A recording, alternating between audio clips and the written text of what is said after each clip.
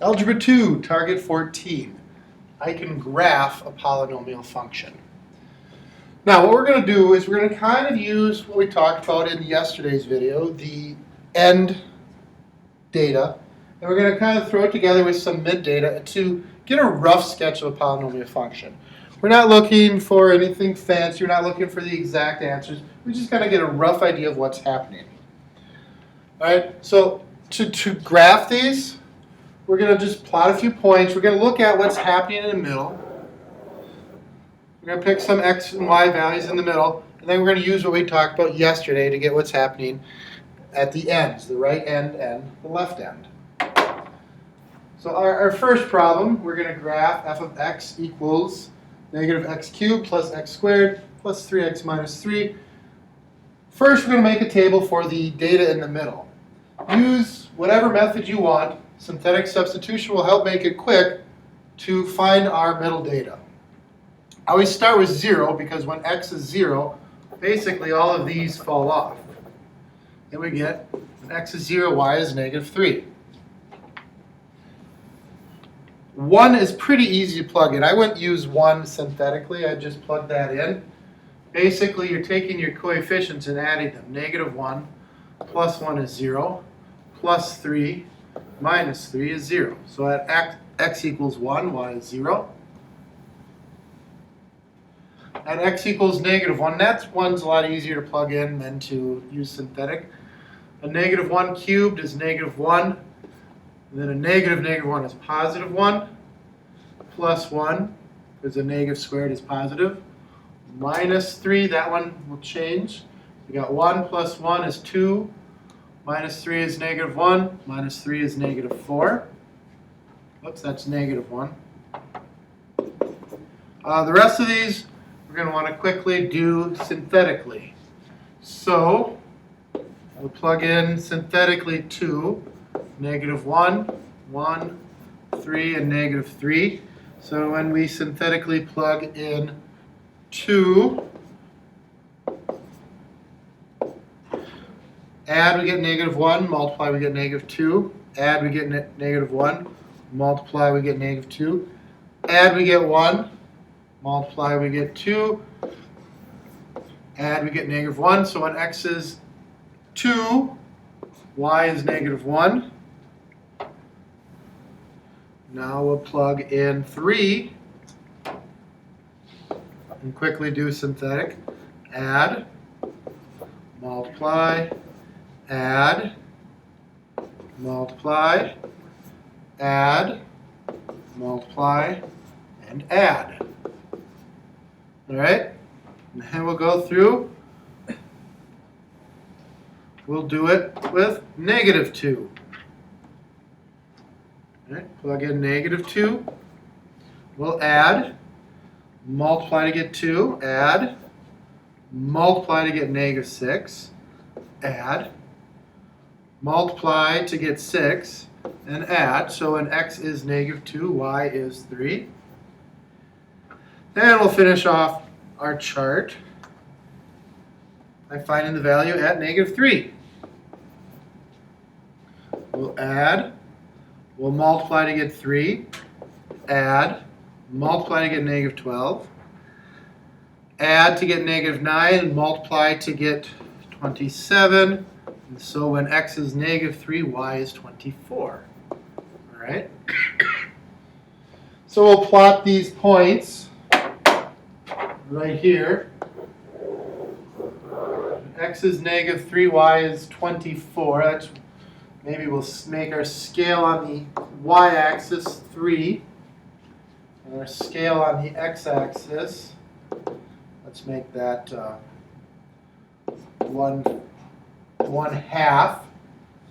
So when x is negative 3, will put us at negative 324. So scale of 3, we go up to here. When x is negative 2, y is 3.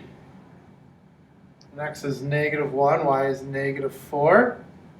When x is 0, y is negative 3. When x is 1, y is 0.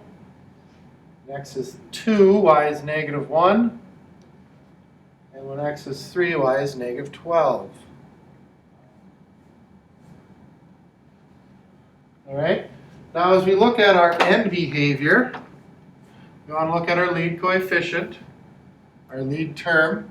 We can see that the lead term, the coefficient is negative, so the right goes down. And the power is 3. That's going to act like a cubic, so it's going to go opposite of the right. So the left goes up.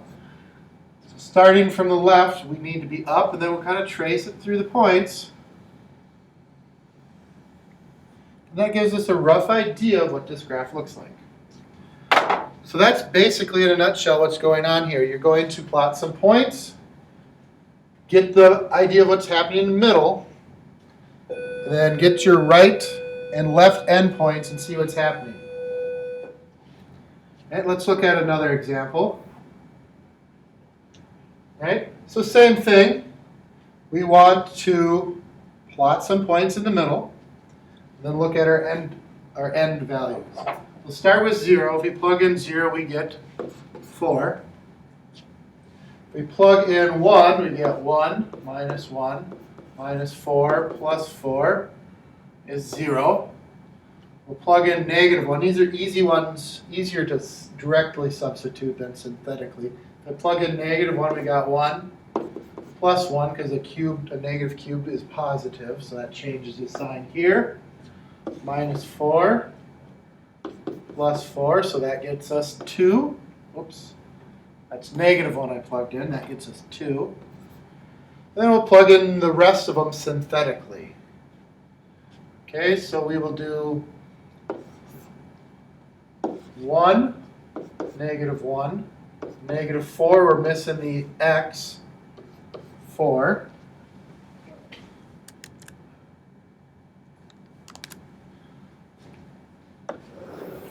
And then we'll do our synthetic substitution.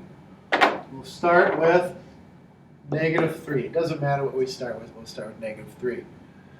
So we'll add and multiply, add and multiply, add and multiply, add and multiply. So when x is negative 3, y is 76. All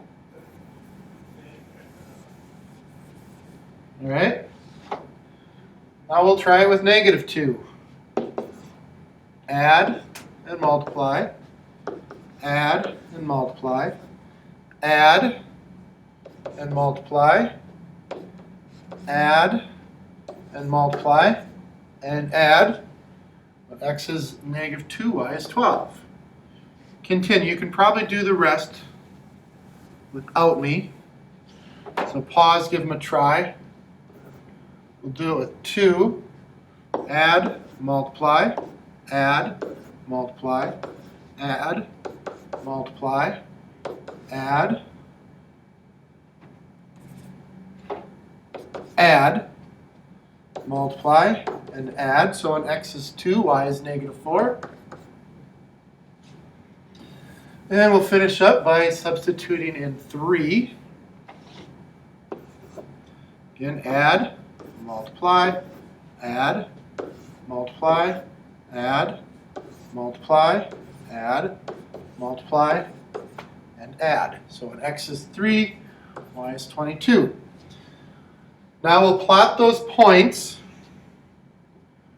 I'm probably not going to plot these real extreme ones, because that's kind of starting to give us a clue of what's happening at the endpoints. As I plot 0, 4, I'm going to make my scale 1 on this one. I'll plot 0, 4. Got 1, 0, 2, negative 4. And then 322 is up here somewhere. 1, negative 2, right there. 1, 2, or negative 1, 2, sorry.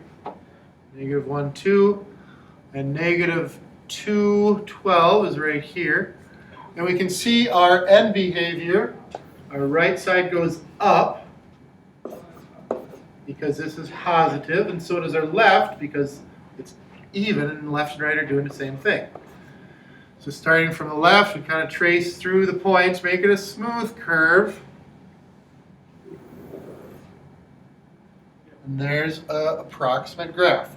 We don't know exactly how far down these points go, but we know the general shape. And that's what we're looking for. We're not looking for exacts right now. We just want to get the general shape of what's happening in the middle and where we're going at the extremes. So in conclusion, we want to do two things. One, calculate points.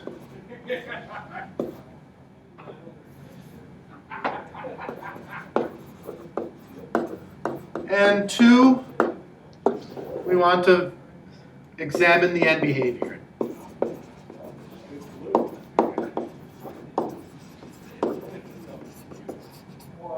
And then you're going to plot all those and put them together into a graph.